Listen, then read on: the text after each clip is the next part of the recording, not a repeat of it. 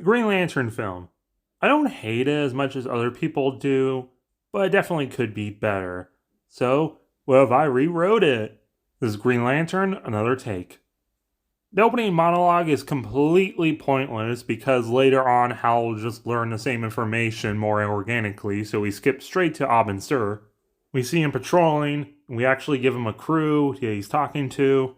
But no, Parallax escapes. And his design is absolutely terrible. Like every movie, they really need to stop being scared of bright colors. I don't know, maybe he looks like the Movie Master toy. Either way, the rest of the crew is killed and Abin Sur escapes. And we cut from spaceship to Earthship where we meet Hal Jordan testing some planes. And the twist is it's in VR. The scene goes basically the same as in First Flight, where Hal's being all jokey about it and Carol wants it to be more serious. See Albin's ship crash and basically abduct Hal. Hal freaks out that aliens exist, but he gets the ring and the lantern and calls up a pre-famous Taika Waititi. He decides to help Hal with whatever his lantern is. And then they see a bunch of helicopters take Albin's ship away. Then back in the space, we see a bunch of lanterns investigating the bodies. And notice that Albin's missing. Noted by the important one, Sinestro. For the not that much we saw of Sinestro in the original film, I did like his design. I think his actor did a great job. But to be different, I would probably cast someone like Tony Dilton, who I think could capture the role of Sinestro really well, and heck, you can just paint him pinkish and give him pointy elf ears and he'll be fine. Plus, he actually does have a mustache. But either way, Sinestro goes to tell the Guardians. Hal's playing with the ring. The scene goes basically the same, with him not knowing how to charge the ring. But then the ring's autopilot starts up, and he says Brightest day line. And his suit comes on, and he flies off, with Taika screaming. And Hal snaps back to normal when he gets to Oa. Now the suit, I do like it in theory. I love the idea of changing the white to just a very bright green around the logo, and then changing the black to just very dark green. And I love that this film allows the other aliens in the core to look alien-like and not just humanoid with weird heads. But on the other hand, why is Ryan Reynolds wearing CGI? 1 year prior, they were able to make light suits in Tron Legacy, so why couldn't they do that here? But either way, this little introduction scene with Tomar Ray stays the same, for the most part. Maybe change Oa to actually be more green. They could also do better on the flying animation. Instead of this weird smoky effect, they could just do like a green outline around them and a little vapor trail like Buttercup. But either way, Tomar Ray flies off and he thinks that Hal's going to follow him. He tries and comedically falls, but he gets caught by Sinestro. He introduces himself to Hal and says that the Guardians assigned him to help him out because he was the closest to Abin Sur, Hal's predecessor. And then he continues as Tomar Ray's speech about what the Green Lantern stuff is with Hal. They fly in front of the crowd and everyone's giving them the bombastic side-eye because Hal's a human, what a primitive and violent species, and they're upset that he's replacing the legendary Abin Sur. Sinestro gets the same speech, but with Hal like next to him. Then he's the one who tells Hal about constructs and how they're the embodiment of imagination and willpower. With Kilowog being his mentor, who's more violent towards him and hates that he's replacing Abin. And Sinestro is the one who supports Hal, saying that the ring chooses the best around, and he kind of reminds him of a young Abin Sur. Meanwhile, Abin Sur is getting dissected. This scene's mostly just here to establish the government knows about aliens, and to set up Amanda Waller for the rest of the DCEU. Hal and Sinestro are on patrol, Hal asking how did Abin Sur die, when Sinestro says that they're still trying to figure that out because they found his crew, but not any leads. Then they find a bunch of other dead Green Lanterns getting picked over by space pirates, so the two have to fight them. The only thing they learn from this is they're coated in yellow energy. So they report their findings to the Guardians.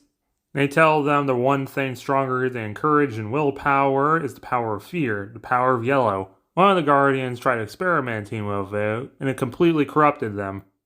Also, most of the Guardians really hate Hal.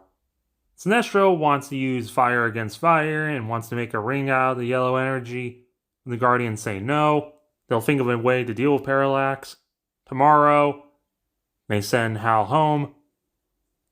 He finds out everyone's at a party. He flies near, but oh no, a helicopter is about to crash. So with the power of Hot Wheels, he saves it. Everyone sees him as Green Lantern. He sneaks off and sneaks into the party, hanging with Carol. And later at night, he flies in as Green Lantern.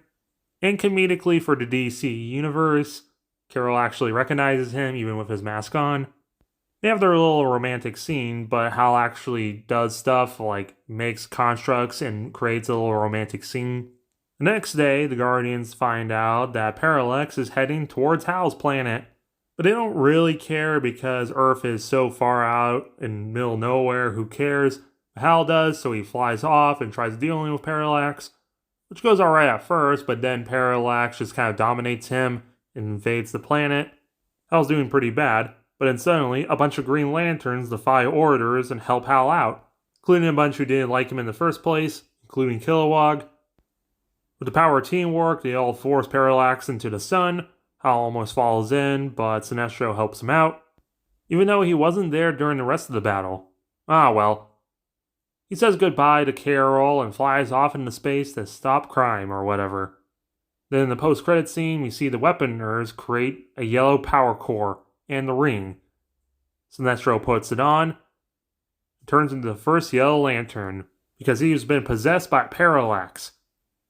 And we can show before the investigation with the pirates, his eyes are pink, and then after his eyes turn yellow. But also Sinestro is able to swap from yellow to green suit whenever he needs to. And because this is my rewrite series, this does fall in line with the DCEU.